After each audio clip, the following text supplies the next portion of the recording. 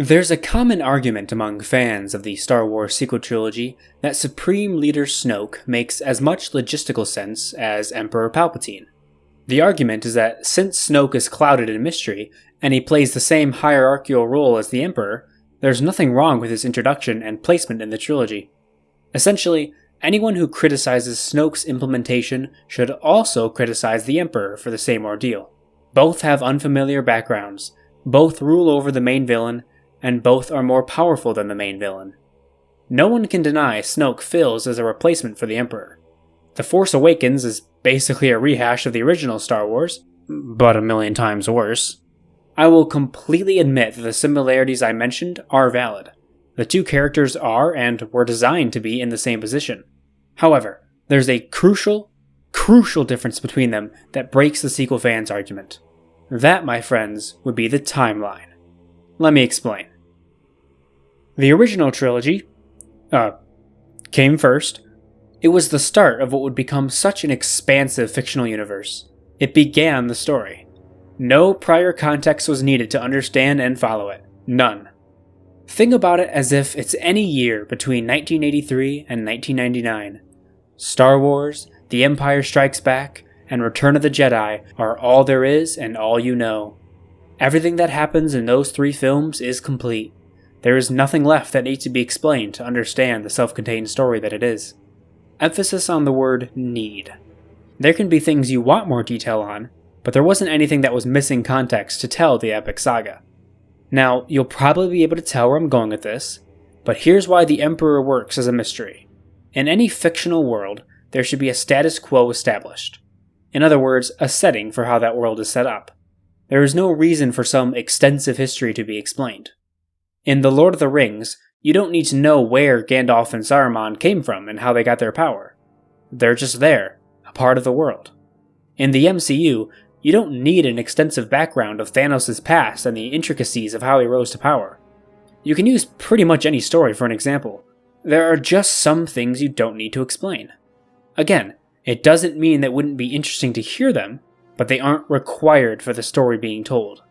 The Emperor is no exception. From the first film, we learn that the Galactic Empire is the ruling faction, and the rebels are the opposition trying to tear that power system down. That's the setting.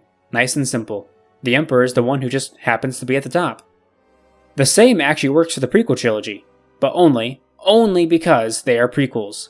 In The Phantom Menace, it's accepted that the Galactic Republic is the ruling faction, and that Jedi Order is vast and powerful. It's simply the time we're in. We don't need exposition on how the Republic came to exist.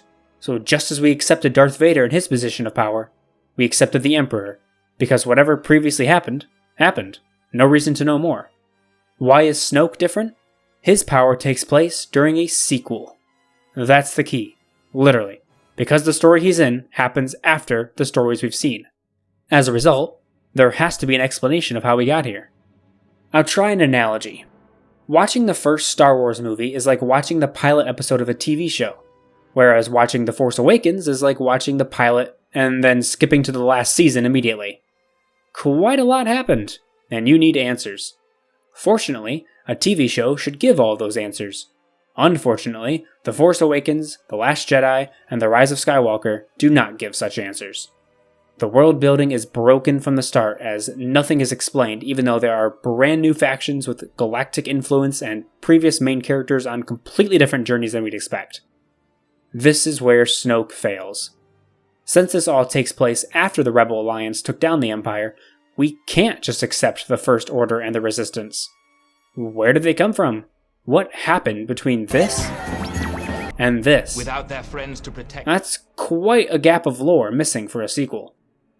Snoke is supposed to be the new Emperor, but for all we know, there's no reason for him to be. Luke was the only surviving trained Force user by the end of Return of the Jedi. So to now have someone like Snoke, who appears ancient, wise, and a powerful threat, suddenly be supreme leader of a faction that sprouted up out of nowhere makes no sense. It makes no sense without the needed context. But, alas, the sequels don't really give that context. Somehow Palpatine returned. I understand this was a very minor argument, but I felt like addressing it. To defend Snoke by bringing down the Emperor was unjustified in this scenario. They aren't at the same level. Even better, now that we have the prequels, we did end up getting a background story for old Palps anyway. We got the best of both worlds. Thanks for watching my video. If you enjoy my content, consider following any, or all, of the actions on the screen. All links are in the description below. I truly appreciate your support. Until next time, hobos.